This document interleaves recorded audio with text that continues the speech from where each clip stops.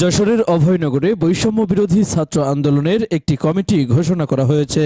বৃহস্পতিবার রাতে ৭৬ সদস্য বিশিষ্ট এই কমিটি প্রকাশ করা হয়। কমিটি ঘোষণার পর থেকে অভয়নগর জুড়ে বইছে সমালোচনার ঝড়।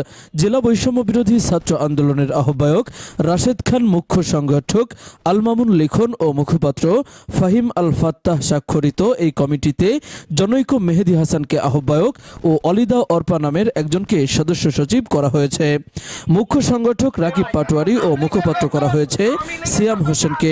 তবে সেই কমিটিকে অপ্রত্যাশিত, বিতর্কিত ও পকেট কমিটি বলে আখ্যায়িত করেছেন জুলাই আগস্ট আন্দোলনে মুখ্য ভূমিকায় থাকা অভয়নগরের সাধারণ শিক্ষার্থীরা।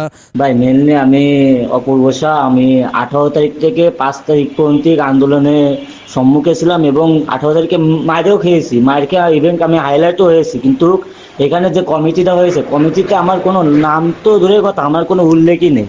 এটা কি মানা যায়? একটু বলবেন আমারে। তারা বলছেন, এই কমিটির মূল নেতৃত্বে যাদের নাম এসেছে তারা অধিকাংশই জুলাই আগস্ট আন্দোলনে অভয়নগরের মুখ্য ভূমিকায় ছিল না। 5 আগস্টের পর উপজেলা প্রশাসনের কাছে নিজেদের সমন্বয় পরিচয় দিয়ে নেতানেত্রী বনে গেছেন। এমনকি বিভিন্ন রাজনৈতিক দলের চিহ্নিত কর্মীদের এই কমিটিতে স্থান দেওয়া হয়েছে। আবার যাদের নাম এসেছে কমিটিতে তারা কেউ কেউ এই বিষয়ে অবগত নন। এদিকে একই ব্যক্তির নাম একাধিকবার কমিটিতে অন্তর্ভুক্ত হওয়ায় নানা প্রশ্নের সৃষ্টি হয়েছে। অভিযোগ উঠেছে, মোটা অঙ্কের অর্থের বিনিময়ে যশোর জেলা কমিটির কতিপয় নেতা তাদের পছন্দের ব্যক্তিকে এই কমিটিতে বড় পদে বসিয়েছেন, যা নতুন করে বৈষম্যের সৃষ্টি করেছে।